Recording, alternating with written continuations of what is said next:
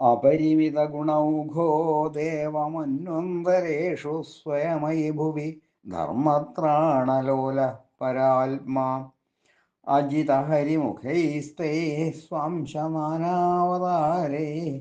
അവധി സകലലോകം സ്വം ഭവാൻ വിശ്വനാഥ. ഹേ ദേവ,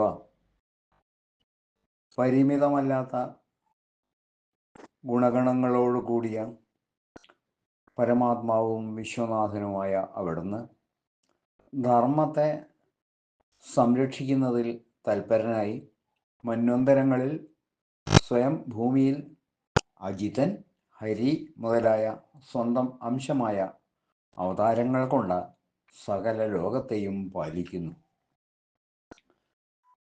4-ാം മന്വന്തരത്തിൽ ഭഗവാൻ ഹരിയായും 5-ാം മന്വന്തരത്തിൽ വൈകുണ്ഠനായും 6-ാം മന്വന്തരത്തിൽ അജിതനായും അവതരിച്ചു എന്ന് മുൻപ് പറഞ്ഞിട്ടുണ്ടല്ലോ.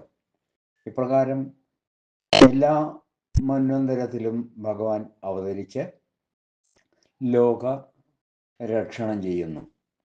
7-ാം മന്വന്തരത്തിൽ ഭഗവാൻ വാമനനായി അവതരിച്ച കഥയാണ് ഇവിടെ